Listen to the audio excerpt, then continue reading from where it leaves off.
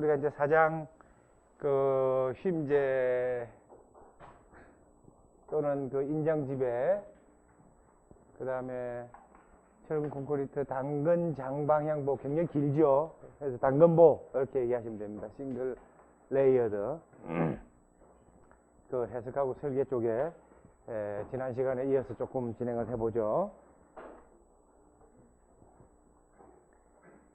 지난 시간에 아마 아주 기본적인 쉼제의 뭐 인장철근량이라고 했지만은 인장철근량이 결정이 되면 보의 단면에 대한 결정된 인장철근량을 비율로 나타내게 되면 그것을 인장철근비, 철근비라고 얘기합니다. 그러니까 철근비는 BH분의 결정된 AS, 그것을 우리 철근비라고 얘기를 하죠. 그 다음 쉼제의 단면은 공칭 강도의 저감 미결수를 고려한 이 값이 외력에 의해서 결정된 그 모멘트, 쉼 모멘트보다 크면 부재는 안전합니다. 이렇게 말씀을 드렸고, P sub F는 뭐 대략 그 요 밑에서 보는 표와 같이 0.85를 기준으로 하면 좋겠고요. 여기에 있는 외력은 사용하 중에다가 개수를 곱한 개수하중에 대해서 이것이 MU라는 것이 아니고요. 요 하중에 대해서 모멘트를 결정한다 그런 뜻이 되겠죠.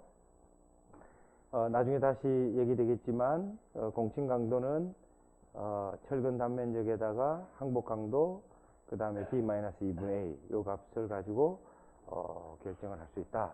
물론 강도 감소 계수는 최외단 철근의 순인장 변형률에 의해서 결정을 한다.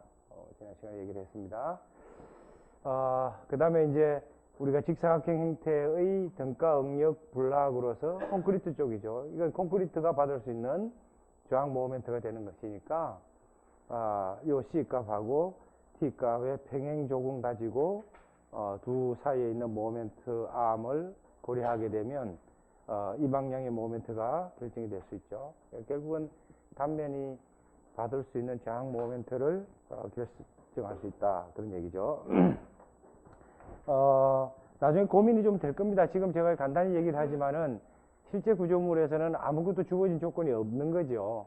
여러분들이 보의 스팬과 외부의 작용은 하중도 가정해야 되고, 보의 단면 내가 BH라고 우리는 수업에서 주어지지만 실제에서는 여러분들이 어슈밍을 해야 된단 말이지. 그러니까 그걸 어떻게 가정하느냐. 또는 보의 단면이 주어지는 경우가 있을 수 있고요. 보의 단면이 주어지지 않는 경우가 있을 수가 있다 그런 얘기죠. 그래서 적절한 단면의 크기를 여러분들이 고려를 해야 되고, 당연히 철근 항복 강도, 콘크리트 설계 기준 강도, 철근량, 콘크리트의 그 강도, 이것을 다 여러분들이 결정을 해야 된다는 얘기입니다. 자, 그래서 이제는 우리가 부재의 설계 때 보게 되면 여기 만약에 B이고 요 전체 높이를 H고요. 압축 끝단, 연단이라 하죠. 파이버라고 하는 데서 주 인장 철근 센터까지의 거리를 유효춤이라고 그랬으니까, 물론 이때 AS라든지 B나 H나 이런 것들이 이제 주어져야 되겠지만은, 주어지면 요 단면적하고 요 B하고 H의 면적하고의 비율이 철근비가 될 거라는 거죠. 나중에 이제 그 철근비를 잘 조절하게 되면 균형 철근비의 개념이 될 수가 있고요. 변형률로 보게 되면 이 철근의 항복 변형률, 그 다음에 항복 전의 변형률, 항복 이후의 변형률, 각각의 필요한 이 변형률이 있을 수 있고, 인장측에. 그 다음에 압축 연단에서도 콘크리트의 변형률이 있겠습니다. 물론 이때 입실은 CU 값은 우리 기준에서는 0.3%로 하기로 했으니까 0.003을 기준으로 할 거고요.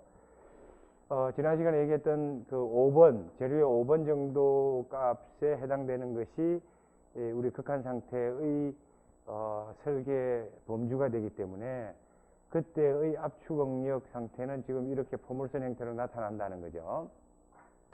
여러분들은 아마 요 C 값을 어떻게, 중립축을 어떻게 결정할 것이냐 하는 것도 트라이 앤 에러로 결정을 해야 되는 것이고요. 요 C 값이 결정이 되면 C라는 것은 압축 연단에서 중입축까지의 거리를 얘기하는 것입니다.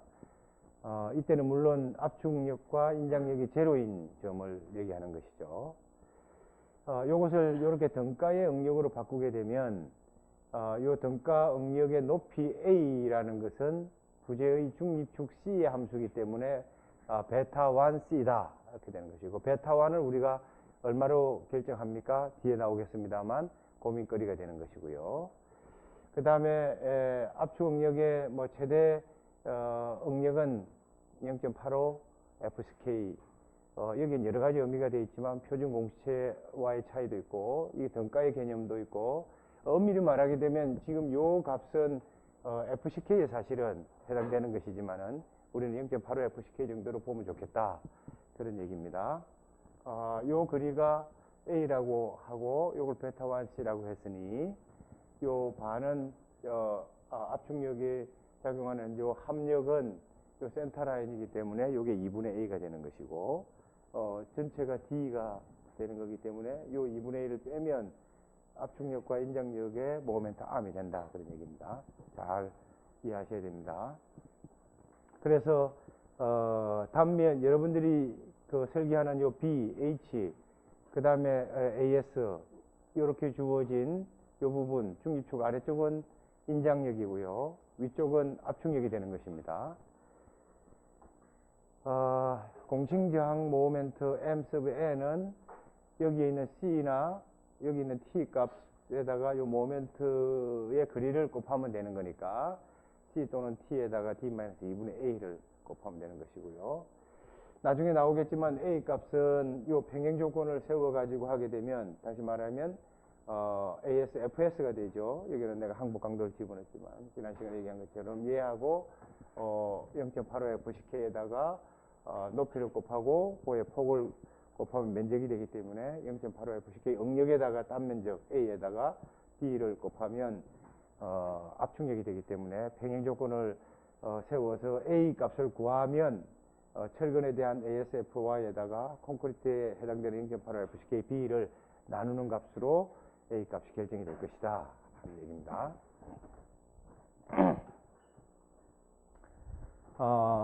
자, 이제 요 슬라이드를 여러분들 머릿속에 잘 이해하시도록 하면 좋겠습니다. 조금 전에 말씀드렸지만은 공칭 강도는 force에다가 arm을 곱하면 되는 것이었고요. force는 당연히 C하고 T 값은 같은 값이니까 C 또는 T에다가 조금 전에 얘기했던 arm은 D-2분의 A 값이 되는데, 철근 입장에서 한번 잠깐 볼까요? 철근의 입장에서 보게 되면 여러분들이 아까 얘기했던 AS, 요 밑에 있는 요 철근 양 AS 양을 어떻게 결정하느냐에 따라서 철근 양이 많아질 수도 있고 철근 양이 적어질 수도 있다, 그죠? 철근 양이 많다는 것은 그 어떤 응력 상태에서 철근이 항복에 도달할 수가 있다 하는 얘기고요. 적다 하는 것은, 철근량이 많다는 것은 어떤 응력 상태 하에서 아직 항복에 도달하지 않을 수가 있다는 겁니다. 그래서 이 철근의 응력이 굉장히 중요한데요. 우리는 콘크리트는 입실론 C를 0.003, 0.3%로 우리가 극한 상태로 봤으니까 고정을 할 수가 있는데, 그때 여 밑에 있는 ES, 입실론 S, ES라는데 입실론 S, 철근의 변형률이 어떻게 되느냐, 이게 굉장히 중요한 그 기준이죠. 그러니까 철근의 응력 FS 값이 어떻게 될 겁니까 하는 것이 고민이단 말이죠. 그러니까 두 가지지 뭐. 만약에 철근이 항복을 했다라고 가정하게 되면 이때 FS 값은 바이리니어에서 FY 값으로 결정하면 되는 것이고, 그때 인장력은 AS에다가 FY를 곱한다, 그런 얘기죠. 나는 이걸 만들고 싶다고 여러 번 얘기를 했습니다. 우리가 설계해서 20번 반복했어.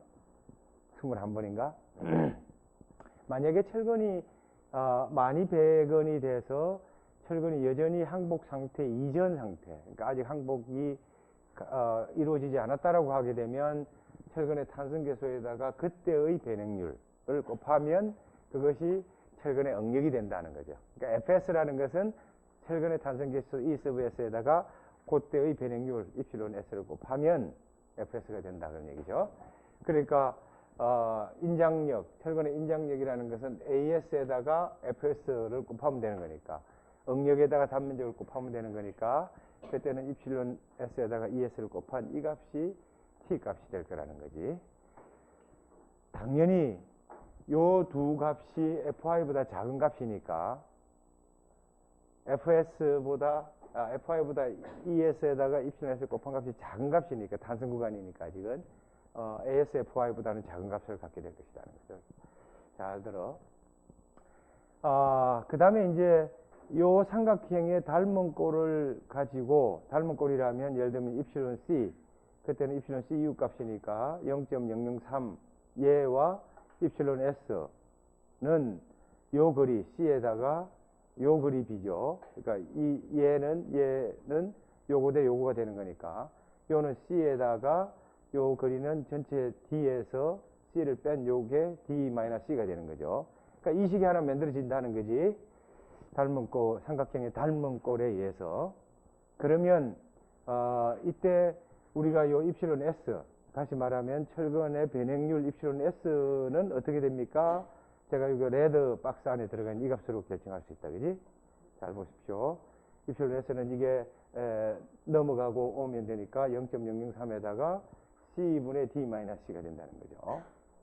요게 철근의 변행률을 결정할 수 있는 식이라는 겁니다. D는 우리가 constant value고, 그죠? 여러분들 단면을 결정을 하게 되면, 여기서 중립축까지의 거리 C 값이 얼마입니까? 하는 것이 결정이 되면 된다. 요 위에 있는 철근의 응력의 개념에서 다시 변형의 개념으로 와서 보게 되면, 철근의 변행률이 항복 변행률이라면 탄성계수분의 FI가 되는 것이죠. 요거보다 큰 값을 갖게 되면 철근은 항복한 경우가 될 것이고요. 만약에 철근의 변행률이 항복 변행률보다 작게 나타나면 얘는 아직 탄성 범위 내에 있으니까 철근은 아직 항복하지 않은 상태가 될 겁니다. 잘 요 슬라이드를 눈에 익혀놔야 돼. 자, 이제 여러분들이 어떤 부재 단면에 휨제의 당근보, 장방향보의 설계의 계략적인 순서는, 프로시저는 지금 1번부터 5번 요 상태를 쫓아서 설계를 하면 된다, 그런 얘기입니다. 뭐 여러분들 교재나 레퍼런스 북에 다 있으니까 지금 내가 얘기하는 걸 좀 잘 눈여겨보면 좋겠습니다. 만약에 보의 폭이 B고, 여기 내가 좀 줄이다 보니까 그런데, 보의 폭이 B고 아까처럼 높이가 H고요. 압축 연단에서부터 인장철근까지의 거리를, 인장철근 중심까지의 거리를 이펙티브 뎁스 소문자 D라고 한다 그러면, 그때 인장적 철근의 변행률은 입실론 S가 될 것이고요. 이게 항복을 했다라고 하면 입실론 Y보다 크게 되겠죠. 입실론 S가 입실론 Y보다 크다라고 가정을 하게 되면 항복한 것이 되는 겁니다. 요 단계가 처음에 여러분들이 가정할 때 어슈밍을 어떻게 해야 되냐면, 인장적 철근은 항복했다라고 가정을 먼저 하라 이 얘기입니다. 그러면 입실론 S는 입실론 Y가 되는 것이죠. 그런데 철근을 항복할 수도 있고 안 할 수도 있고 두 가지 조건이 있으니까 이건 나중에 체크를 하면 되는 것입니다. 어느 단계에서 체크를 하냐 하면 네 번째 단계에서 인장철근이 진짜 항복을 했느냐, 이걸 나중에 체크를 할 겁니다. 제일 첫 번째, 인장철근이 항복을 하였다라고 먼저 가정을 하고 설계에 들어가라는 얘기죠. 그러면 인장력 T는 철근 단면적 AS에다가 FY를 곱하면 되는 것입니다. 그죠? 이 철근 항복해도 했으니까. 그러니까 T는 AS, FY가 되는 거예요. 그 다음에 이제 압축력을 계산하시면 됩니다. 압축력은 우리가 등가 응력 불락으로 했으니까 요 두 번째 그림으로서 결정을 할 수 있다. 그지? 그러니까 0.85 FCK가 압축 연단의 등가 응력 불락의 경우 압축 연단의 콘크리트의 압축 응력이 되는 것이니까 0.85 FCK가 되는 것이고요. 그 등가 응력 불락의 높이는 A라 그랬고, 얘는 나중에 얘기하겠지만 베타 1 요 중립축까지의 거리 C의 함수로 표현했다. 그러니까 0.85 FCK 응력에다가요, 요 응력의 높이 A, 그 다음에 요 단면이니까요. 요 단면의 요 폭은 B가 돼서 압축력 C는 0.85 FCK AB가 된다. 압축력을 계산하시고요. 잘 보십시오. 자, 그 다음에 C하고 T의 평행 조건을 가지고 A 값을 계산하라 하는 얘기입니다. A는 등가 응력 블락의 높이가 되는 것입니다. 그러면 요 두 식을 우측에 있는 항을 같은 값으로 놓고 A 값으로 풀게 되면 앞에서 미리 내가 결과를 얘기한 것처럼 0.85 FCK B분의 ASFY 값이 들어가는 겁니다. 자, 그 다음에 이제 앞에 1번에서 우리가 가정한, assume한 인장철근이 진짜 항복했냐 하는 것을 우리가 체크를 하셔야 됩니다. 만약에 이 값이 항복을 했다 그러면 우리가 1번에서 얘기한 이 assuming한 부분이 옳으니까 그대로 설계를 하면 되는 것입니다. 근데 만약에 항복하지 않았다면 다시 1번으로 가서 피드백을 하고 리트라이를 해야 된다는 것이죠. 자, 어떻게 검토를 하느냐 하는 것인데, 요때 요 A 값은 베타1C라고 그랬으니까, 잘 봐, 4번항에 A 값은 베타1C라고 그랬으니까요. 우리가 구하고 싶은 요 중립축 거리 C는 A를 베타1으로 나누면 됩니다. 일단 베타1은 나중에 제가 여러분들한테 퀴즈를 줄 때 설명을 드리겠지만, 콘크리트의 강도 값에 디펜던트 할 겁니다. 대개 현행 우리 기준에서는 28 이하인 경우는 그때의 베타1은 0.85로 우리가 계산할 겁니다. 지금 0.85 값이 두 번 나왔죠. 강도 감소 계수 때 0.85 값이 나왔고요. 힘재. 지금 등가 응력 블락의 높이 A를 계산할 때 A는 베타1C인데 베타1이 우리가 일반적으로 지금 현재 많이 쓰고 있는 24, 27 메가파스칼 정도는 0.85로 여러분들이 가정해도 좋습니다. 물론 이 베타1 값은 최소 값은 0.65로 제한할 겁니다. 그러니까 0.65에서부터 대개 0.85 뭐 이런 값을 갖게 될 텐데 여러분들이 현업에서 쓰는 정도의 범위에서는 0.85 값이다. 이렇게 기억해도 크게 무리가 없다 그런 얘기입니다. 자, 그러면 이제 요 베타1이 결정이 될 수가 있고요. A는 여기서 결정했죠. 그러면 우리가 C 값을 계산할 수가 있다 그런 얘기입니다. 그치? 자, 그러면 아까 요 삼각형의 닮은 꼴에 의해서 철근의 변행률 입실론 S는 0.003에다가 C분의 D-C 값을 가지고 거기에 입실론 Y를 요 값을 계산하면 되는 것이었죠. 얘하고 얘가 같고 요 높이 대 요 높이를 하게 되면 요 값이 나오죠. 자, 그러면 철근의 항복 변행률은 탄성계수분의 그치 FY를 하면 되는 거니까 그래요. 이때 C 값이 결정되면 D는 아는 값이니까 입실론 S를 계산할 수가 있고요. 여기서 입실론 S를 계산할 수가 있죠. 그리고 입실론 Y는 FY 아는 값이고 탄성계수 컨스턴트 밸류니까 400메가파스칼이면 0.002 이제는 잘 나오는데 0.2%로 입실론 Y를 안단 말이죠. 요 두 값을 비교하게 되면 얘는 삼각형 닮은 거니까 여기서 나오는 변행률이고요. 얘는 재료가 가지고 있는 항복 변행률이죠. 요 두 개를 비교해서 요 입실론 계산된 입실론 S가 입실론 Y보다 크다 어떻게 됩니까? 일딩 했다 하는 거. 스틸 일딩이죠. 작다? 일딩 하지 않은 거죠. 하지 않았으면 요 가정이 틀린 거라는 얘기입니다. 그래서 입실론 S가 입실론 Y보다 크면 앞에 1번에서 얘기하는 assumption이 옳은 얘기니까 여러분들이 계산한 예를 들어 C하고 요 T하고에다가 D-2분의 A를 곱하면 그때가 M sub N이 결정되는 것입니다. 여기까지 이해되시죠? 예. 자, 이제 여러분들 노트에 학번하고 이름을 쓰시고요. 날짜 쓰시고 지금 제가 제안한 요 값에 당근보의 공침 힘 강도를 공침 힘 강도 예를 들면 강도 감수 P에다가 MN을 계산해보라. 해서 제출합니다. 제출합니다. 자, 여기에 주어진 조건은 잠깐 보세요. 주어진 조건은 뭐냐면, 보의 폭이 예를 들면, 350이다. 35cm고요. 요 B가. 보의 전체 높이 H가 600입니다. 60cm죠. 여기는 기분 좋게 제가 유효춤 D는 53cm, 530mm로 주어졌습니다. 53cm 되는 이유는 지난번에 제가 설명을 했습니다. 그죠? 피복 두께를 빼고요. 전단 보강건을 빼고요. 전단 보강건의 직경을 빼고 주인장철근 센터까지니까 주인장철근의 직경의 반을 빼면 되는 것이거든요. 그러니까 예를 들면 피복 두께가 40mm고요. 전단 보강건이 대개 10 내지 13mm를 쓰는 거니까 만약에 10mm면 1cm가 빠지고요.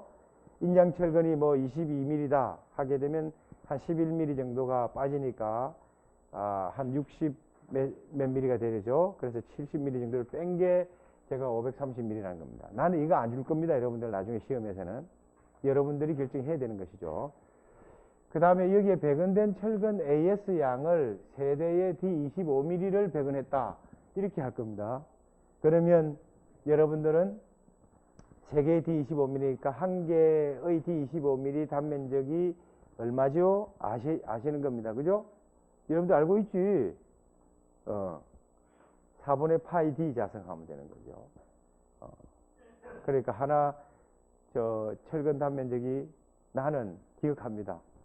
D25mm 하나가 얼마 있습니까? 25mm 하나의 단면적. 대략 5.07cm 자성이거든요. 그러면 3개면 355, 뭐 썸띵 하게 되면 한 요 정도 값이 된다는 겁니다. 이건 내가 지금 첫 예제니까 이렇게 주지만, 나는 실제 여러분들한테는 주지 않을 거라는 거예요. D10mm 단면적 얼마죠? 0.71. 그러니까 D10, 13, 16, 19, 22, 25가 0.71, 0.99, 1.27, 2.87, 3.87, 5.07. 여기 각 10mm부터 25mm까지의 단면적입니다. 기억하는 것도 좋고요. 여러분들은 4분의 파이 D 자성을 하면 된다. 그죠? 자, 그렇게 해서 AS 양을 결정할 수 있고, 이건 기분 좋게 주어진 거죠. 뭐 단면적도 주어지고요. 철근의 단면적도 주어졌고, 콘크리트 강도도 요즘 많이 쓰는 27MPa 한 SD400 400MPa이다. 이런 조건이 주어졌을 때 P sub mn 값을 P sub mn은 P 곱하기 M sub n 값을 계산하라. 뭐 이런 얘기입니다. 나중에 이제 하나 요 A는 아까 말씀드린 베타 1C라고 했기 때문에 이때 베타 1은 지금 여기에 보시는 값으로 계산하면 좋다 이런 얘기입니다. 요 베타 1 값은 0.85에서부터 0.65 정도의 값을 갖는데, 물론 요 사이에는 직선 보관하면 됩니다. 요 콘크리트 강도고요. 28MPa 이하에서는 일정한 0.85 값으로 56MPa 2배죠. 56MPa 이상에서는 100MPa이라도 0.65로 하라. 요 개념입니다. 요걸 수식으로 표현하면 이 얘기입니다. FCK가 28MPa 보다 작으면 베타1은 0.85고요. FCK가 56MPa 보다 크면 베타1은 0.65가 된다 하는 얘기입니다. 그 사이는 직선 보관하면 되니까 베타1은 이 값을 하면 됩니다. 되게 0.85 여기서 요식을 빼주라 하는 얘기입니다. 0.007 갈로 FCK-28. 요거는 요런 정도의 범위로서 직선 보관하라 그런 얘기입니다. 자, 지금 이제 요 조건을 주어졌다. 이건 내가 줄 건 않을 겁니다. 여러분들이 이제 아셔야 되는 값이고요. 이것도 내가 주지 않을 거고요. 어쩌면 내가 이것도 여러분들을 보고 가정하라 할 수도 있습니다. 이것도 가정해야 되는 것이고, 실제는 여기 있는 조건들이 아무것도 주어지는 것이 없습니다. 실제 실무에서는. 그렇겠죠? 예.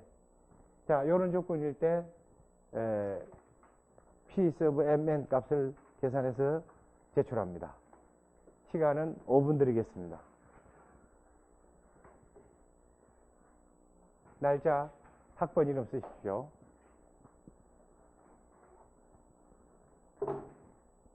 출석으로 대체하겠습니다.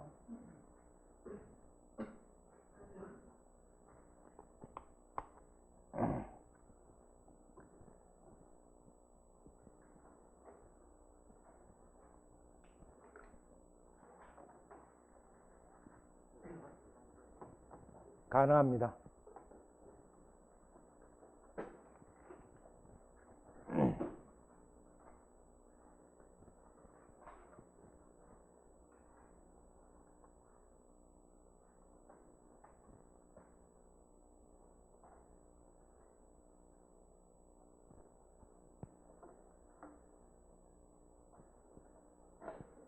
야, 노트 잘했는데, 어? 어떻게 빠르게 노트 그렇게 잘했지?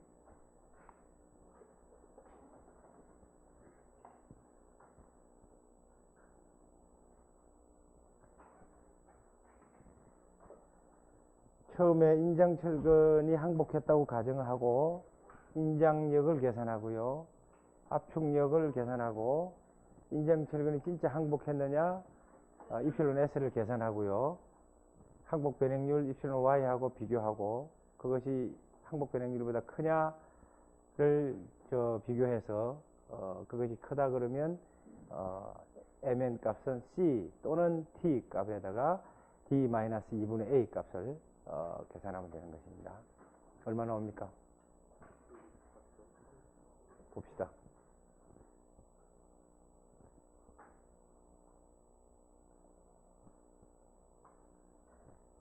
항복 변행률이 얼마 나옵니까?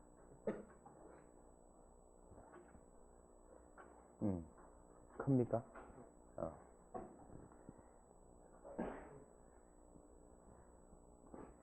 맞는 것 같은데.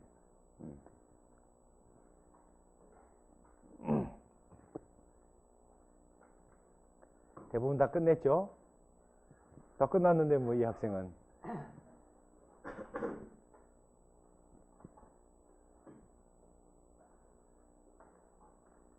얼마쯤 나온다고요?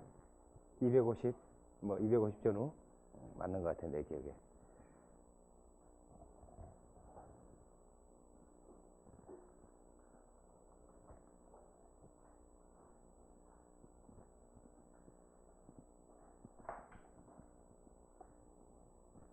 전부 값 해가지고 이놈들.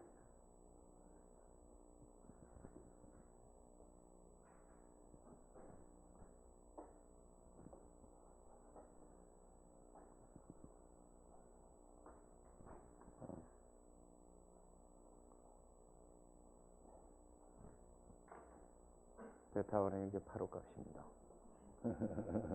그지? 27이니까 그지? 잘하는데 다들?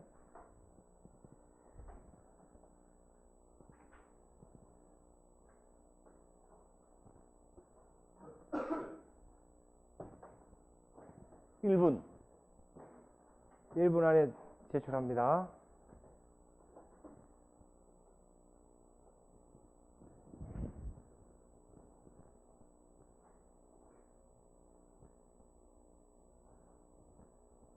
다른 예제를 가지고 하나 더 풀어봐.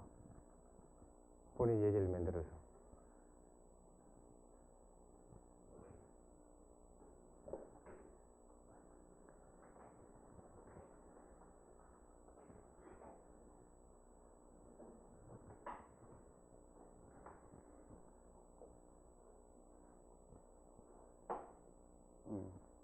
그렇지.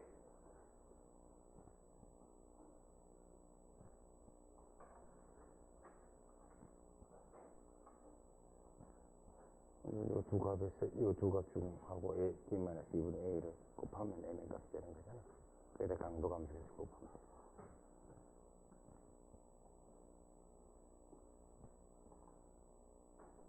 이거 뭡니까?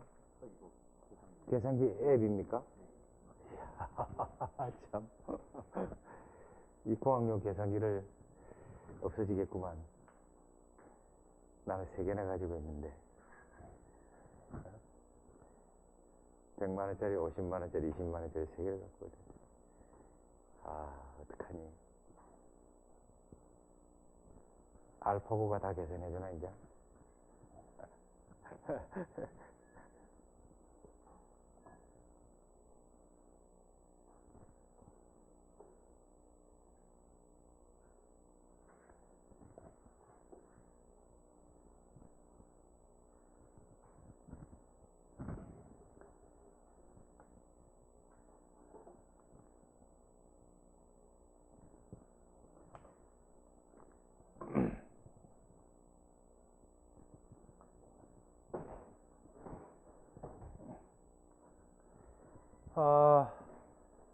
자, 대략 아마 다 계산이 된 것 같아서요.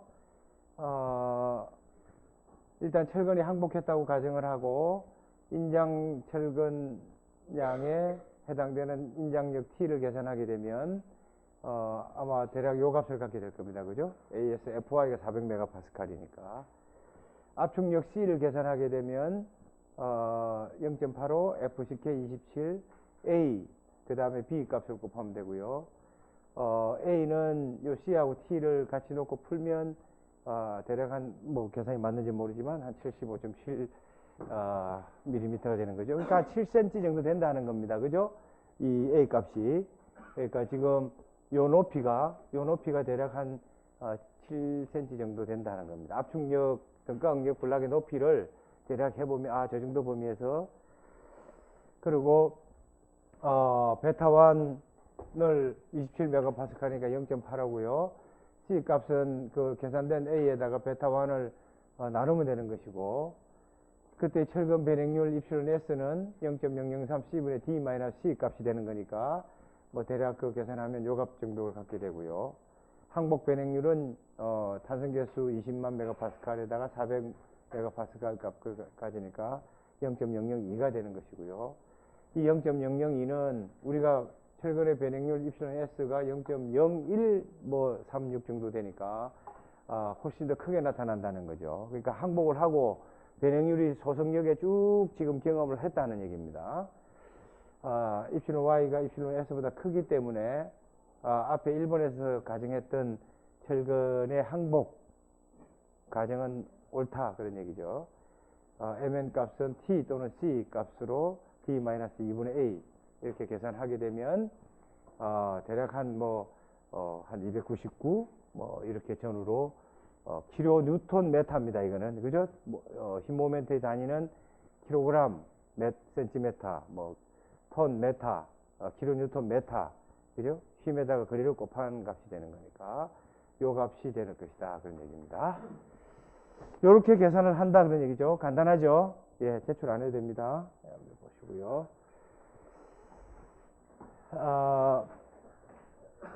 리뷰하시고요.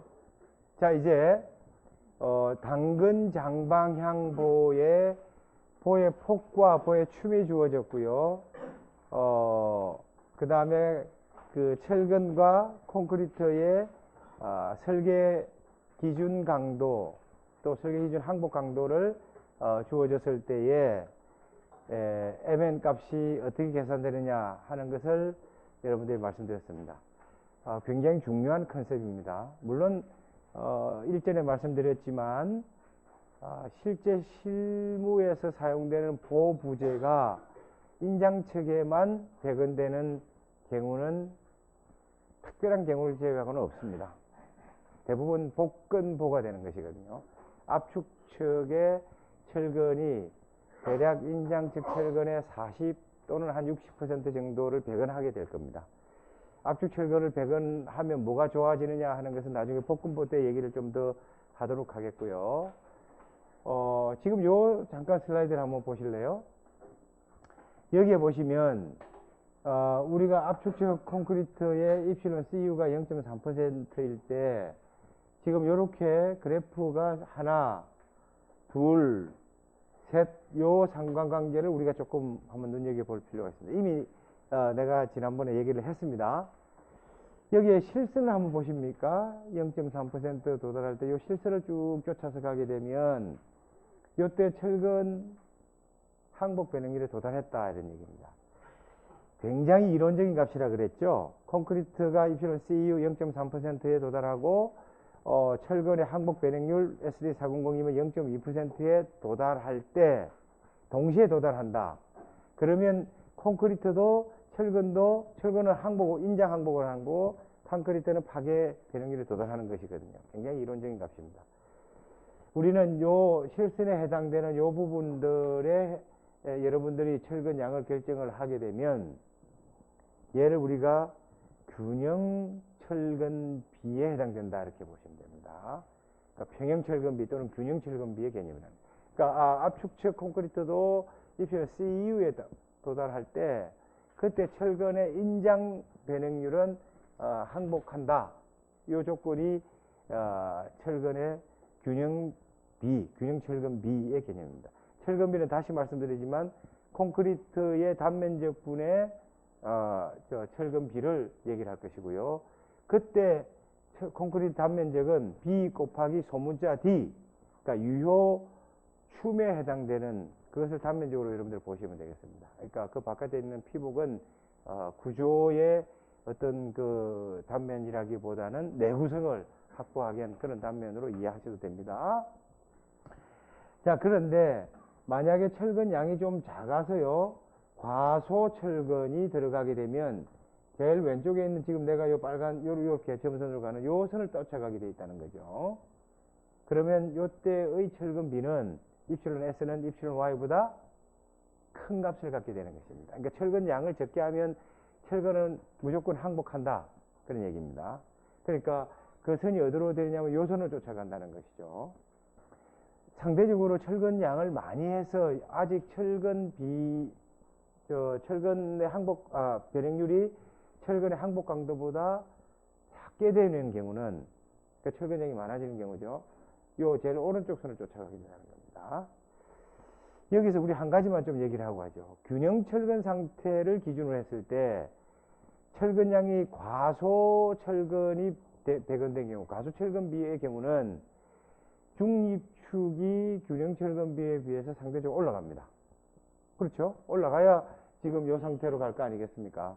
반대로 철근 양이 많아서 과대 철근이 되게 되면 중립축은 균형 철근 비의 아래쪽으로 내려가서 이렇게 선을 가게 된다는 겁니다. 그러니까 중립축이 내려간다는 것은 압축적 콘크리트의 면적이 커지는 거죠. 억력블락이. 중립축이 올라간다는 것은 압축적 콘크리트 면적이 줄어든다는 거죠.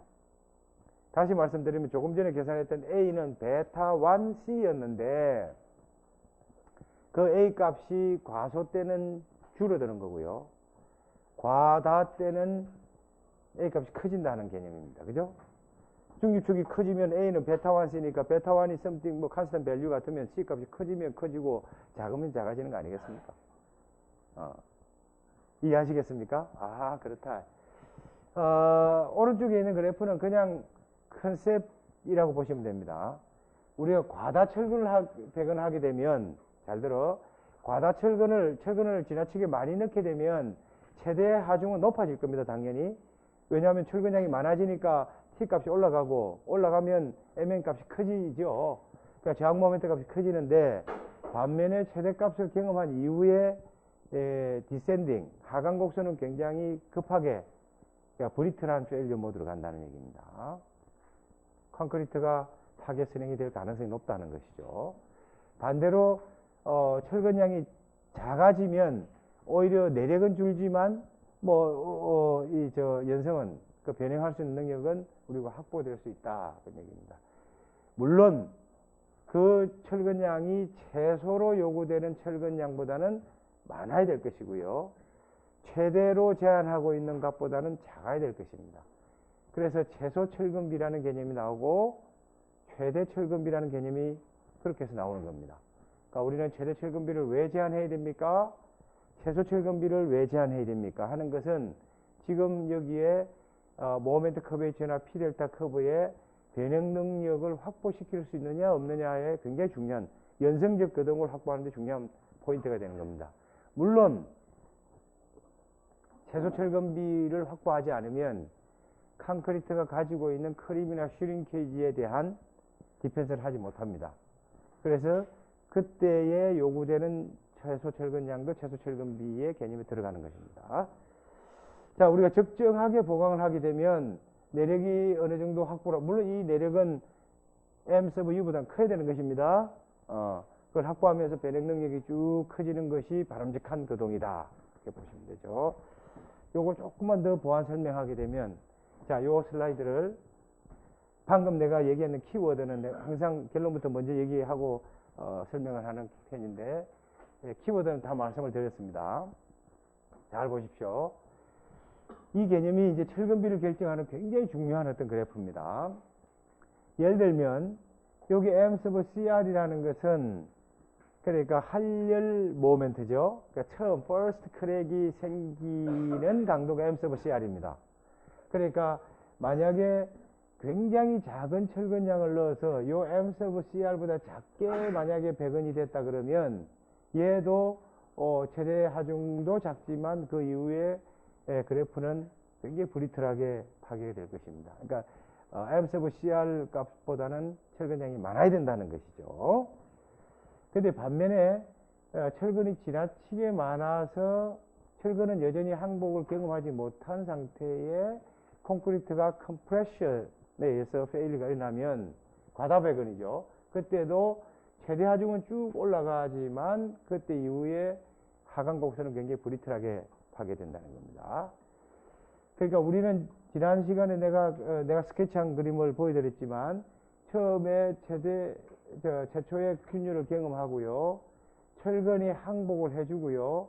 약간의 강도가 증가해서 여기에 압축 파괴가 일어나면 좋겠다. 이렇게 요청을 했었거든요. 그죠? 기억하시죠? 그러니까 적어도 요 중간에 있는 이러한 커브를 우리가 설계에 반영해야 된다는 겁니다. 굉장히 어려운 일이죠. 어려운 일이지만 아까 내가 얘기했는 그 단계를 격도록 항복을 유도시키면 지금 이 커브를 우리가 만들 수가 있다는 얘기입니다. 그러니까 여기에 있는 과소 보강의 개념은 최소 철근비의 개념을 얘기할 거라는 거죠. 저 과소 철근이 적어도 최소 철근비 이상이 되도록 하게 되면 이러한 커브는 나오지 않게 만들 거라는 겁니다. 그 다음에 최대 철근비를 제한하게 되면 이러한 커브는 나오지 않을 거라는 거죠. 그래서 이렇게 M sub CR도 경험하고 철근의 항복도 경험시켜서 변형 능력을 갖고 있다가 앞뒤에서 파괴가 될 수 있도록 이렇게 지금 유도할 거라는 거죠. 우리 사용하중은 지금 요 정도 단계에 지금 있다. 이렇게 말씀드립니다. 20번째 이것도 얘기를 했어. 잘 들어. 아까 중립축에 대한 얘기를 잠깐 얘기를 할까요? 0.003에 도달했을 때 이 실선으로 쫓아가게 되면 입실 S는 입실 Y에 해당되는 거죠. 과소 보강을 하게 되면 제일 왼쪽 커브를 가져간다 그랬습니다. 자, 이제 세 가지 개념을 말씀드립니다. 과소 보강의 개념을 표현하면 이렇게 세 가지 개념으로 표현할 수가 있습니다. 여러분들한테 이미 말씀드렸듯이 이때는 철근의 철근의 그 변형률은 철근의 항복 변형률보다 커지는 거죠. 그러니까 입실론 S는 입실론 Y보다 클 거고요. 당연히 그때의 철근의 응력은 FS는 FY에 도달하는 값이죠. 변형 경화력은 지금 고려하지 않은 상태입니다. 스트레인 하드닝을 고려하지 않고 바이리니어입니다. 일라스틱 플라스틱의 바이리니어 모델의 얘기입니다. FS는 FY에 도달하겠죠. 그 다음에 이제 조금 이따 얘기해야 되는 철근비 로우라는 것은 철근비니까 그러니까 BD분의 AS입니다. 그 철근비가 여기에서 얘기하는 요점은 우리가 균형 철근비라 그랬죠. 밸런스드 스틸 레이시오라고 그럽니다. 밸런스드 스틸 레이시오, 균형 철근비라, 로우 서브 B라고 그랬거든요. 당연히 그때 철근비 로우라는 것은 로우 서브 B보다 크겠죠. 왜냐하면 균형 철근비보다 철근량이 많아야 지금 이 상태가 이루어지는 거니까. 맞습니까? 균형 철근비보다 커야 됩니까? 그럼요. 균형 철근비보다 작아야 되겠지.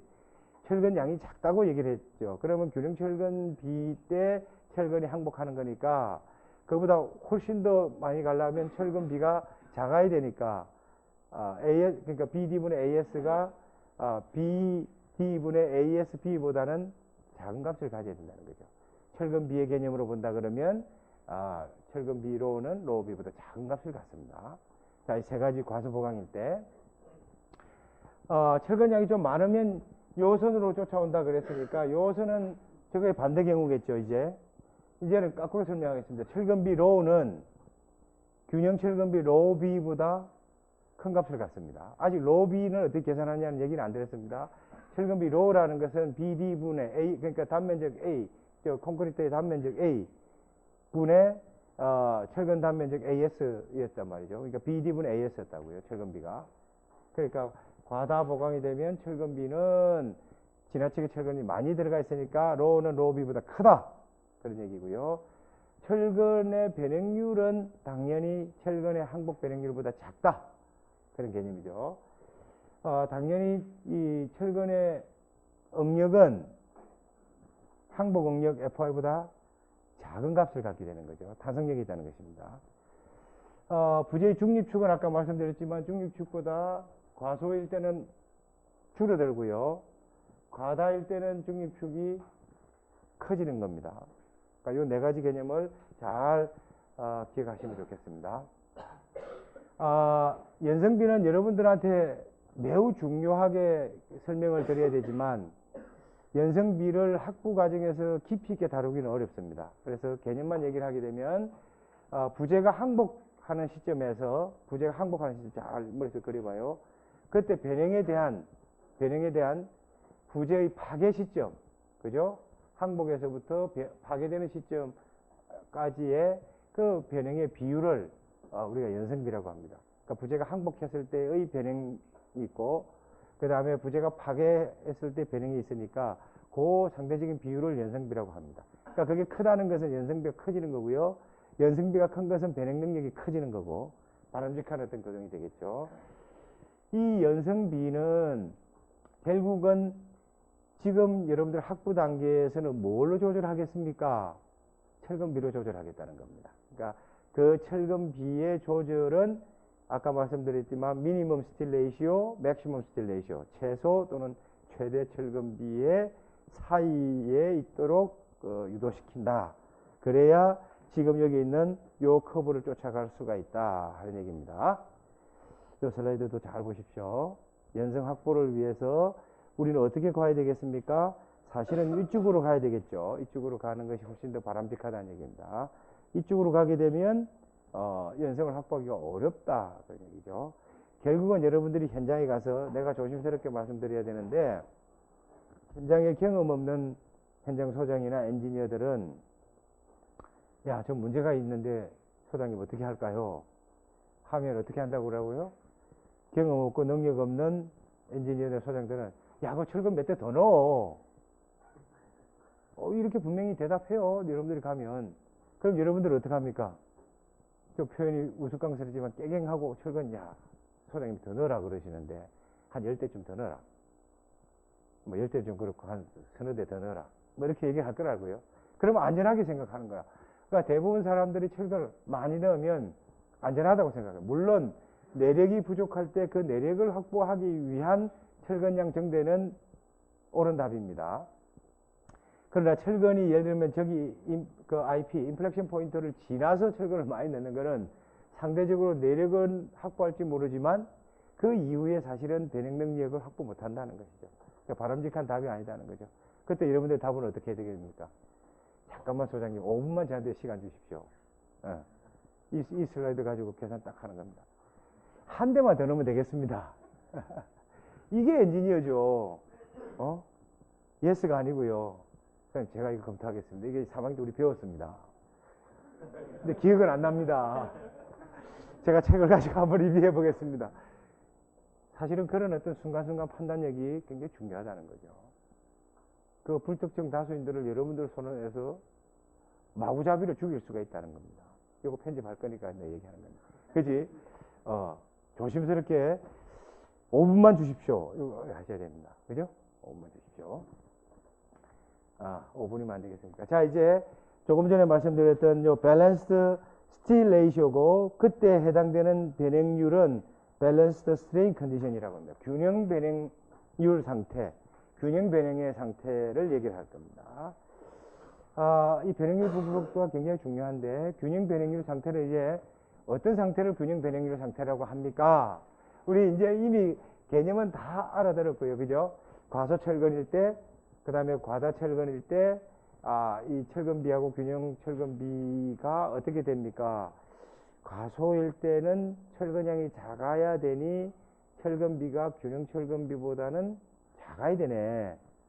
과다일 때는 철근비가 균형철근비보다 커야 되네. 그런 얘기죠. 그러면 이제 균형철근비는 균형 변형률 상태를 하기 위한 균형철근비는 어떻게 계산합니까? 그런 얘기죠. 자, 이제 간단한 거죠. 뭐 간단하다 이미 다 설명을 했으니까. 균형철근비의 상태는 지금 여기에서 얘기한 것처럼 요 데피니션에 이건 우리 철근비는 말씀드렸고요. 균형철근비는 여기에다가 A 서브 B를 딱 집어넣으면 되는 겁니다. 균형철근 상태를 유지할 수 있는 철근 단면적, 그러니까 BD분의 ASB 또는 AB를 여러분들이 계산하면 되는 것이죠. 밸런스 스틸 레이쇼, 그러니까 철근 B에서 보면 균형 철근 B고요. 그때의 단면으로 보게 되면 균형 변형률 상태라고 얘기를 했으니까 사실은 이 균형 변형률 상태나 균형 철근 B는 같은 개념일 겁니다. 어디에 관점을 주고 보느냐의 차이지만 같은 개념이다 그런 얘기죠. 인장철근이 항복을 시작함과 동시에 at the same time입니다. 콘크리트 압축 연단 파이버죠. 극한 변형률 입술은 CU 0.3%에 도달하는 상태. 그걸 그때의 변형률 분포 상태를 우리가 균형 변형률 상태다. 요 상태를 만족하는 인장철근의 철근비를 균형 철근비로 서브 B다 하는 얘기입니다. 다시 돌아가죠. 균형 변형률 상태와 균형 철근비는 설계의 개념에서 보면 균형 철근비를 여러분들 결정하는 것이 훨씬 더 수월합니다. 자, 균형 철근비 로비를 어떻게 결정합니까? 로비는 요 값이다 하는 거죠. 자, 그러면 이 상태가 되지 않겠습니까? 잘 보십시오. 지금 우리가 같은 단면을 가지고 제가 계속 얘기를 드리고 있는데 이때 입술은 CU에 도달하고요. 요때 내려와서 철근의 변형률은 입술 Y에 도달할 거라는 거죠. 이거 물론 중립축에서 그 떨어진 거리에 비례하는 것으로 하는 것이 여러분들이 역학에서 배웠던 compatibility coefficient이야. 적합 조건이야. 그죠? 변형률 적합 조건이야. 처음에 7가지 정도의 우리가 가정 조건 중에 첫 번째였어. 그지? 평행 조건과 적합 조건은 만족해야 됩니다. 첫 번째 우리 가정했지 않습니까? 그때의 적합 조건은 이 상태를 얘기하는 거예요. 그 다음에 이제 이건 변함이 없죠. 이건 변함이 없는데 이때는 A 서브 B가 이제 들어가는 거죠. 균형 상태 때의 이 등가 응력 블락의 높이가 얼마입니까? 아까 올라갈까 내려갈까 무슨 개념이 여러분들 아시죠? 균형 철근비보다 작다 크다 그때는 올라가고 내려가고 아셔야 돼. 자, 그래서 이제 요 적합 조건하고 요 평행 조건을 잘 이용하게 되면, 그러니까 다시 말하면 평행 조건하고 적합 조건에서 도출된 중립축의 깊이가 같아야 된다는 개념이죠. 사실은 요 조건을 가지고 풀 수가 있다는 얘기입니다. 균형 철근비를 계산할 수 있다는 얘기입니다. 어떻게 계산합니까? 이렇게 계산하면 된다는 거죠. 이제 좀 빠르게 갑니다. 자, 이제 압축력 C는 요 값이죠. 요게 A 쓰면 B가 들어가는 겁니다. 이제 그죠? 우리 압축력 C는 0.85 FCK AB였으니까 그때 A는 내가 뭐라고 그랬습니까? A 쓰면 B로 바뀌는 거니까 요 A가 A 쓰면 B로 바뀔 거라는 거죠. T는 ASFI다. 그지? 요 두 개를 놓고 풀게 되면 A 쓰면 B는 요 식으로 풀 수가 있죠. 요 식으로 풀게 되면 그때 C 균형 철근비에 해당되는 중립축 거리 C 서브 B가 되겠지. 는 A가 베타 1 C였으니까 C 서브 B는 베타 1은 같은 값일 거고요. 베타 1분의 A 서브 B가 되는 것입니다. 그렇지? 그러면 여기에 있는 A 서브 B를 요 우항을 여기다 딱 집어넣고 풀면 요 식이 되는 겁니다. 그죠? 그러니까 그때 균형 철근비에 해당되는 중립축 거리 C 서브 B라는 것은 0.85 FCK B 베타 1분의 ASFI가 된다. 식은 굉장히 복잡한 거지만 개념은 똑같은 거야. 그렇죠. 마찬가지로 적합조건 변형률 분포 앞에 두 번째 그림에서 삼각형의 닮은 꼴을 가지고 풀게 되면 요 식이죠. 이미 이 식은 여러분들이 아는 겁니다. 그죠? CB에다가 입실론 CU, D-CB에다가 입실론 이제 Y가 들어가는 겁니다. 그지? 기능철근에 항복을 했으니까. 자, 그러면, 엄밀히 말하면 이 입실론 CU도 0.3, 0.003이 들어가야 되겠죠. 자, 이렇게 됐을 때 CB는 요게 넘기게 되면 요 식으로 되죠. 요 식으로 풀 수가 있다는 거죠. 요 CB에 대해서. 그리고, 요 CB는 뭐하고 같습니까? 사실은 요 값하고 같아지는 거죠. 여기 입실론 Y는 무슨 값입니까? 입실론 Y라는 것은 요거지 뭐 탄성계수분에 FY가 들어가는 거죠. 그러니까 요 입실론 Y 대신에 요거 집어넣고요. 요 입실론 C하고 입실론 C 요 값은 우리가 거의 아는 값이고 요것도 아는 값이고요. CB는 D도 아는 값이면 CB를 우리 계산할 수가 있네. 아하. 그래서 여기서 계산된 요 적합 조건하고 여기서 조건된 평행 조건하고 요 CB하고 요 CB는 같아야 되는 것이다. 그죠? 그래서 여기는 요 값하고 요 값을 같이 놓고 풀면 이렇게 된다는 겁니다. 이제 풀면 요 식이 되는 겁니다. 이제 그래? 요건 우리가 아까 저기 0.003 뭐 이 값을 집어넣고 푼 거예요. 그러니까 로우 B는 균형 철근비 로우 B는 0.85 베타1 FI분의 FCK 철근 콘크리트죠. 그 다음에 FI 플러스 600분의 600 요 식이 베타1이 되는 겁니다. 이 식은 어떻게 나왔습니까? 요 식을 같이 놓고서 푸는 겁니다. 그지? 요 식을 같이 놓고서 풀었더니 요거는 오른쪽이고 요거 왼쪽이니까 평행 조건이고 요 균형률 적합 조건이니까 같이 놓고 요 CB 요 값과 요쪽 CB 요 값을 놓고 풀었더니 이때 AS는 ASB가 되겠죠. 이제 균형 철근 단면적이 되는 겁니다. 그죠? 그럼 요 식이 되는 겁니다. 요 식. 요 식에서 잘 한번 보세요. 여기 ASB는 무슨 값입니까? 균형 철근 때의 단면적이죠. 그러니까 BD분의 ASB가 로우 B지. 그러니까 ASB라는 것은 로우 B에다가 BD를 곱하면 된다. 그지? 요 식이 되는 거예요. 그죠?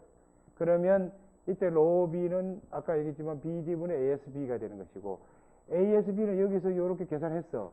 평행 조건하고 적합 조건을 같이 놓고 푸는 요 값이야. 그걸 놓고 풀면 제너럴 솔루션이 이렇게 된다는 거예요. 로우 B가. 근데 이때 ES는 20만 메가파스칼이지. 그죠? FI는 예를 들면서 400메가파스칼이다. 500메가파스칼 주어지는 걸로 계산할 수가 있는 것이고요. 그 다음에 입실련 CU 값은 0.3%, 0.003이지. 그지? 그러면 여기다 0.003을 넣고 여기 20만 메가파스칼을 집어넣고 풀면 요식이 되는 거라는 겁니다. 아시겠습니까? 아하. 균형 철근비의 제너럴 솔루션은 0.85 베타1. 이 베타1 값은 28 메가파스칼 이하면 얼마나 그랬지? 0.85야. 어허. 그러니까 0.85, 0.85가 두 개가 지금 중복돼. 다른 값이야, 전혀. 전혀 다른 값이라고요. 이제 같은 값을 갖는 개수값이 자주 나올 텐데 압축제에서도 나올 겁니다. 우연의 일치로 같은 값을 갖지만 전혀 다른 개념이야. 0.85 베타1 철근 콘크리트의 비율이고요. 그죠? FI분의 FCK. 그 다음에 FI 플러스 600. 600은 벌써 뭐예요? 요거 아니겠습니까? 요게 20만이고, 요게 0.003이니까, 요 뭐 벌써 곱하면 한 600 정도 된다는 개념을 금방 알 수가 있죠. 자, 이제 평행 조건에 대한 중립축하고 적합 조건에 대한 중립축을 쭉 풀었더니 로비의 최종값은 0.85 베타1 철근 콘크리트 FI분의 FCK. 그죠? 그 다음에 FI 플러스 600분의 600이다. 하는 것이 로비의 개념입니다. 간단하죠? 그러면 베타1은 콘크리트 강도에 따라서 0.85 값을 가질 수도 있고 그보다 작은 값을 가질 수도 있지. 0.85 베타1 예를 들면 400메가파스칼, 27메가파스칼, 그 다음에 400메가파스칼 플러스 600분의 600 이렇게 된다는 것이죠. 이게 철근비 중에서도 균형 철근비지. 그러니까 균형 철근비라는 것은 철근비의 원 오브 댐이야. 그렇죠? 균형 철근비는 철근비 중에 원 오브 댐이라고, 많은 철근비 중에 하나란 말이지. 그때 항복하고, 극한 변형률에 도달했을 때, 동시에 도달했을 때라고 풀어서 나온 값이 로비라는 거예요. 자, 로비는 0.85 베타1 철근 콘크리트 F5분의 FCK, F5 플러스 600분의 600. 간단하죠? 이게 균형 철근비입니다. 뭐 이 정도 나는 설명하고 잊어버리겠지만 여러분들 기억하는 게 안 좋겠습니까? 로우는 뭐였습니까? AS분의 로우, BD분의 AS였죠. 로우비는 뭐였습니까? BD분의 ASB였다고요. 그때 로우비를 정확하게 계산하면 0.85 베타1 F5분의 FCK, F5 플러스 600분의 600 이렇게 잘 기억하시기 바랍니다. 자, 이제 다시 리뷰합니다. 오늘만 해도 25번 얘기했어. 그지? 이 균형 철근비를 결정을 하게 되면, 균형 철근비는 철근이 항복했다라고 가정한 것이니까. 맞죠? 철근이 극한 상태에서 항복했느냐 안 했느냐를 알 수 있는 중요한 지표가 되는 것입니다. 그렇지. 자, 철근비는 BD분의 S였고요. 균형 철근비는 BD분의 AB였고요. 로비는 얼마였다고요? 경석이? 아유, 큰일 났다, 이거. 25번 얘기했는데. 0.85 베타1분의 철근 콘크리트. F5분의 FCK. F5 플러스 600분의 600이야. 다시 한 번요. 로비는 0.85 베타1 철근 콘크리트. F5분의 FCK. F5 플러스 600분의 600.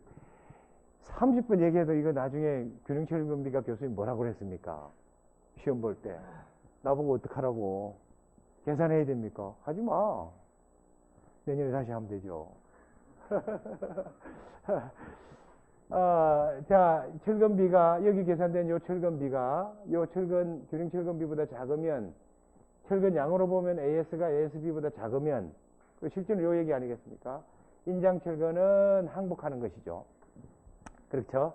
이거는 언더레인포스트입니다. 그러니까 과소에 대한 개념이라고. 철근 비를 적절히 줄인 개념이라는 거죠. 반대로 철근비가 균형 철근비보다 크다 하는 것은 철근의 단면적이 균형 철근 단면적보다 많이 들어간 거죠. 실제 액츄얼 AS가.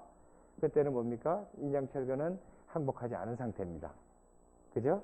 어떻게? 오버 레인포스입니다. 그러니까 언더 레인포스트 멤버하고 오버 레인포스트 멤버의 개념은 지금 여러분들이 간단히 야, 문제가 있다는데 철근 한 10대 좀 더 넣어봐. 굉장히 위험한 그 얘기다 하는 것이죠.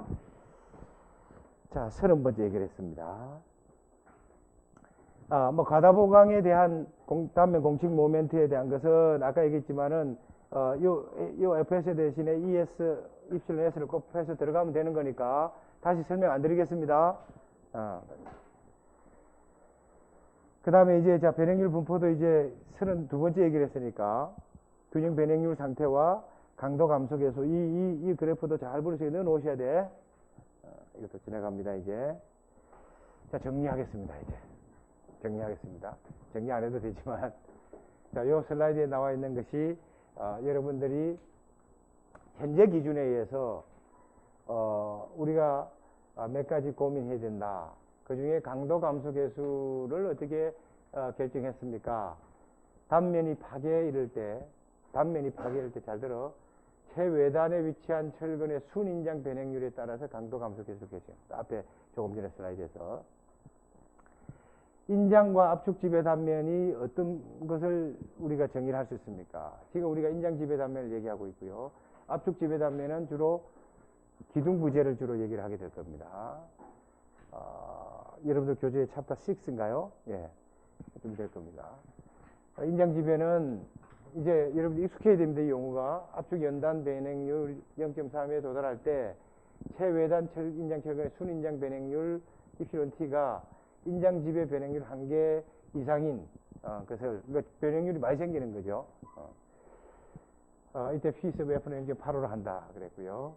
압축 지배 단면은 반대로 압축 지배 변형률 1개 이하인 단면, 이것을 우리가 압축 지배 변형률이다 그랬고요. 나중에 이때 P sub C는 이 철근에 대해 0.65, 나선이 땡김 70. 첫 번째 우리 얘기를 했죠. 강도 감소 계수고요. 이때 인장 지배 변형률 한계가 얼마입니까? 대개 2.5 입실로 y 정도니까 0.005 이 값이죠. 단 하나의 조건인데 철근의 항복 강도가 400MPa보다 큰 경우는 0.00을 하지 말고 2.5 입실로 y로 하라.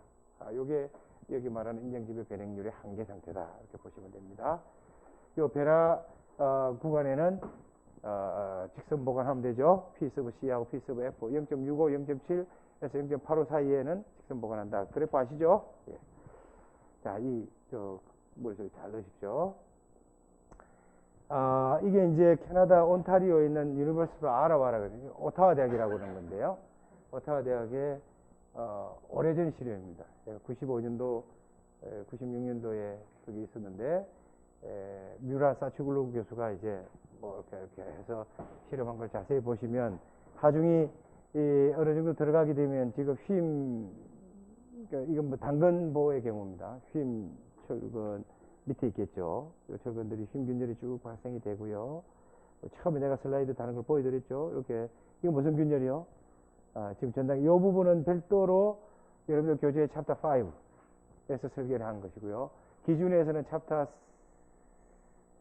6가 휨의 압축이니까 챕터 7인가의 전단에 대한 설계. 이 부분에 대한 설계는 별도로 해야 됩니다. 지금은 이 균열을 디펜스하기 위한 설계를 지금 하고 있는 것입니다. 나중에 좀 더 가해지게 되면 이 부분에서 살짝 콘크리트의 변형률이 앞뒤의 그러니까 입실론 CU에 도달해감을 알 수가 있죠.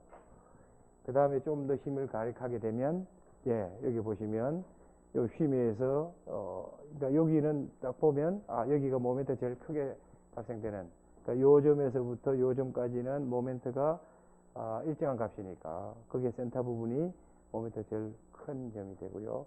그 부분의 앞계가 이렇게 발생이 되는 겁니다. 그러니까 이때 철근이 항복 변형하고요. 입실 Y에 도달하고, 입실 Y보다 크겠죠, 사실 엄밀히 말하면. 그 다음에 여기도 입실은 CU에 도달하고, 그게 동시에 도달하는 것을 우리가 균형이라. 이게 사실 굉장히 어려운 얘기입니다. 굉장히 어려운 얘기지만 이론적인 저 개인적으로도 보호 실험을 무수히 많이 했지만, 그러니까 입실은 CU하고 입실 Y를 동시에 이렇게 진짜 그건 알파고는 뭐 어떨지 모르겠는데 굉장히 어려운 일이다. 이렇게 잘 보시고요. 자, 이제 한 두 개의 아까 의문점을 남겨놨습니다. 최소 철근비, 최대 철근비에 대한 개념을 살짝 의문점 남겨놨으니까 그 정도만 하고 오늘 수업이 아마 끝나도 될 것 같습니다. 그러면 이제 복권 보러 가도 되겠죠? 당근보 한 2, 3분이면 여러분들 풀어서 한 2주 정도를 열심히 설명드렸지만 여러분들이 설계할 때 사용되는 것은 한 2, 3분이면 풀었어요. 사실 근데 그렇게 간단하진 않아. 시험 볼 때 혼란스러울 거야. 왜 혼란스러운지는 내가 조금 더 얘기를 우리가 부재의 지금 여러분들한테 강도 설계에 대한 개념을 말씀을 드렸거든. 그치? MN은 뭐 ASFY D-2분의 A 이렇게 했기 때문에 부재가 여러분들이 설계하는 단면의 휨 강도에 대한 어떤 설계 개념을 얘기를 했는데, 사실은 조금 전에 언급했던 이 연성을 확보시킨다는 것은 굉장히 중요하거든요. 예를 들어서 아까 조금 전에 내가 슬라이드 3개 오타와 대학에서 실험한 결과를 보여드렸지만, 만약에 거기에 적절히 여러분들 철근이 배관되어 있지 않으면 순식간에 랍처가 돼서 깨지기 때문에 미안하지만 여러분들은 여기서 죽어줘야 돼. 여기서 딱 깨지면 죽어줘야 된다고요, 순식간에. 근데 적절히 배관되게 되면 균열도 나고 뭐 앞뒤도 나고 거기에 균열 소리가 찌글찌글 나면 여러분들 어떻게 합니까? 그렇지, 문 열고 도망간다고요. 어떻게 되나 지켜보는 사람도 있겠죠. 그것도 끝에서 딱 지켜보고 있으면 괜찮아, 그지? 부재는 만약에 힘이 중간에 깨질 테니까. 어쨌든. 자, 그래서 옛날에는 말이지, 최대 철근비를 기존에 기준에서는 순수하게 이렇게 균형 철근비의 몇 퍼센트, 그러니까 철근비를 최대 철근비 로우 맥스죠. 0.75 로우비, 그러니까 균형 철근비의 75%까지만 철근비로 쓸 수가 있다. 그러니까 철근비의 최대값은 균형 철근비의 75% 0.75로비로 한다. 이렇게 지금 한 부분이 기존 규정입니다. 이것도 굉장히 합리적인 부분이에요. 균형 철근비로. 그런데 이제 이 부분이 조금 문제가 몇 가지 있었다는 거죠. 그런데 그래서 뭐 그 문제는 제가 여기서 논하지 않겠고 혹시 중간고사 내면 여러분들이 한번 뭐 저희 답을 써봐야 되겠습니다. 그러니까 내가 여러 가지 얘기했지만 최대 철근비를 제한하는 이유는 말씀을 드렸고요. 그때 이전 기준에서는 굉장히 간단하게 최대 철근비 로 맥스는 균형 철근비의 75% 그러니까 0.75 로비를 로 맥스로 하자. 여기 최대 철근비를 제한하는 겁니다. 그런데 최근에는 이제 이렇게 이 개정을 했다는 거죠. 합리적이지만 좀 더 많은 실험적 근거를 가지고. 그래서 이때 최대 철근비의 제한은 아까 말씀드렸지만 제일 외단 인장철근의 변형률을 가지고 그 변형률을 가지고 뭐를 합니까? 적절히 연성비를 확보할 수 있도록 강도 감소 계수를 우리가 고려를 하고 있는 겁니다. 그러니까 예를 들면 뭐 0.85다 하는 부분이 그냥 나온 게 아니고요. 나중에 시간 되면 지금 여기서 얘기하기는 곤란하고 혹시 챕터 6 요 힘제 끝나고 나서 할 때 조금 내가 기억하면 조금 더 설명을 하도록 하겠습니다.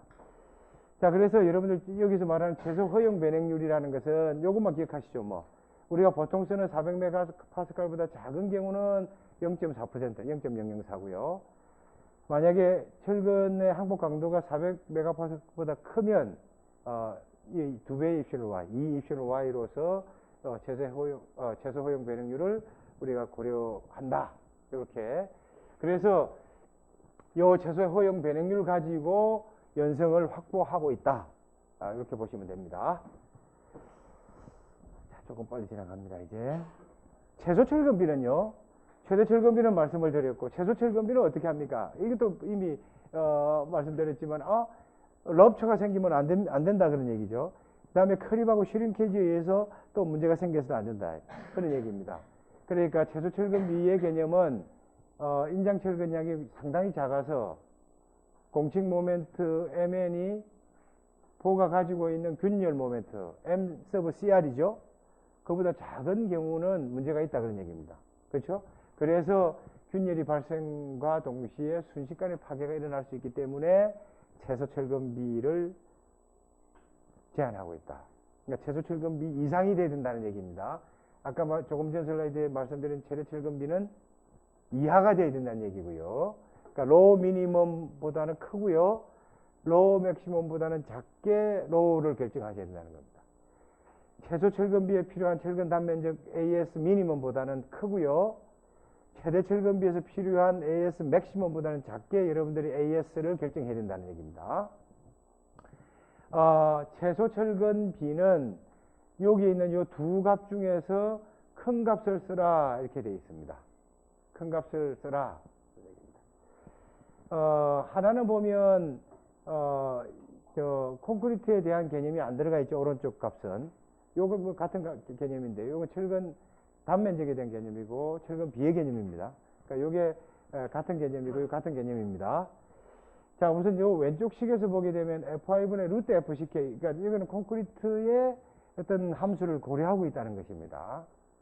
오른쪽 요 식은 콘크리트의 함수가 안 들어가 있다는 얘기예요. 그러니까 철근에 디펜던트 할 경우가 있고 철근하고 콘크리트가 같이 거동해서 디펜던트 할 수가 있다는 얘기입니다. 그 두 가지를 고려해서 AS 미니멈 또는 로우 미니멈을 결정하고 있다. AS 미니멈은 F5분의 0.25 루트 FCK입니다. 그러니까 AS니까 D는 콘크리트 단면적이니까 여기다 BD 단면적 곱하면 이게 철근 양이 되겠죠. 그러니까 이 응력은 이렇게 보고 있다. F5분의 0.25 루트 FCK 정도 값은 확보를 해줘라 하는 얘기입니다. 그 다음에 철근에 대해서는 F5분의 1.4보다는 커줘라. 그러니까 미니멈에 대한 것은 F5분의 0.25 루트 FCK 값보다 크거나 동시에 예를 들면 F5분의 1.4보다 커야 된다는 얘기입니다. 이 둘 중에 큰 값이니까 엔드 조건이라는 거예요. 두 값을 계산해서 로우 미니멈은 저 값보다 둘 중에 큰 것보다 크게, 또 두 개 계산해서 큰 놈보다 크게 이렇게 계산하는. 당연히 요 앞에 있는 요것이 철근 B의 개념이죠. F(i)분의 0.2 루트 FCK죠. 요 F(i)분의 1.4가 철근 B의 개념입니다. 그러니까 철근 B 로우 미니멈은 F(i)분의 1.4고요. F(i)분의 루트 FCK입니다. 물론 0.25가 들어가지만 최소 철근 B는 요 두 값보다 커야 된다. 요 이상이 돼야 된다. 그런 얘기죠. 밑에 있는 규정은 예외 규정인데 뭐 여러분들이 참고만 하시면 좋겠습니다. 그러니까 해석을 해보니까 철근 양이 뭐 어느 정도 결정이 됐는데 그 필요한 철근 양보다 3분의 1 이상을 더 배건했단 말입니다. 그러니까 1이 필요하면 1 플러스 뭐 3분의 1만큼 더 인장 철근량을 배건했다. 그럼 철근량이 많이 들어갔으니까 그때는 이러한 그 최소 철근량을 굳이 검토할 필요 없다 그런 얘기입니다. 이미 최소 철근량보다는 많이 들어갔다는 전제 조건이 들어가는 겁니다. 그러니까 해석에서 필요한 철근보다 인장 철근량보다 한 3분의 1좀 더 들어갔으면 굳이 뭐 F(i)분의 0.25 루트 FCK 철근비 그 다음에 F(i)분의 1.4 이거를 굳이 고민할 필요 없다. 이미 최소 철근량은 만족한다 그런 얘기입니다. 자, 최소 철근량, 최대 철근량을 제한하는 이유, 그 다음에 최대 철근량과 최소 철근량의 철근비 이걸 말씀드렸습니다. 당연히 여러분들이 결정한 철근량은 지금 말씀드린 이 철근 미니멈, 맥시멈 사이에 들어가야 된다. 자, 그렇게 되죠. 자, 오늘 여기까지 할 텐데요.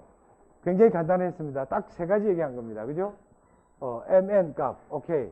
5개의 프로시저를 가지고 설계를 한다. 그러니까 ASFYD-2분의 A다. 균형 철근비, 그렇지. 입실은 CU와 입실 Y에 동시에 들어가는 것이니까 그때 0.003, ES는 20만 메가파스칼, FI 만약에 뭐 집어넣고 항복 배력률 입실 Y 0. 뭐 집어넣고 풀면 얼마라고요? 경석이? 크게. 철근 콘크리트. 그렇죠. 철근의 항복 강도입니다. 철근 콘크리트 0.85 베타1 철근 콘크리트. 내가 그렇게 기억했다고 옛날에. F(i)분의 FCK. 그죠? F(i) 플러스 600에 600. 이거다. 이 균형 철근 비의 개념이고. 최소 철근 B 값은 두 값이 뭐라고요? 네, 둘 중에 큰 값. 하나는 콘크리트와 철근의 상관관계. 철근 콘크리트. F(i)분의 루트 FCK. 그 0.25. 그 다음에 그냥 철근 F(i)분의 1.4. 이보다 커야 된다. 맥시멈은 우리 변형률을 가지고 한다 하는 얘기입니다. 자, 그냥 끝난 게 아니고요. 끝날 겁니다. 한 2, 3분만 쓸게요. 예를 들면요.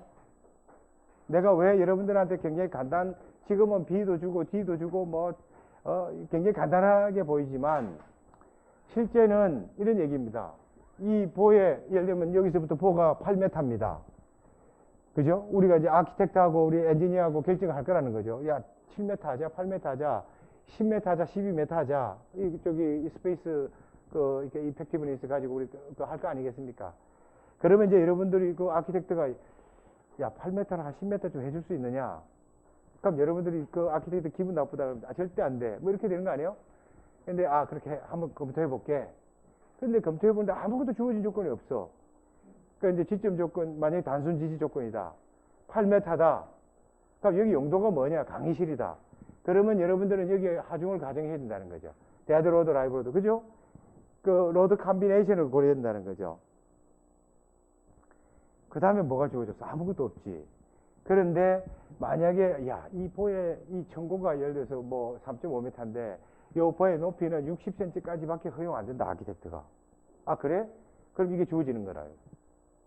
그러면 이제 보의 폭은 천정 속에 들어가니까 네가 1m로 하든 뭐 1cm로 하든 알아서 해라. B는 결정할 수 있죠. B는 옆으로 가는 거니까 뭐 여유가 있다는 거지.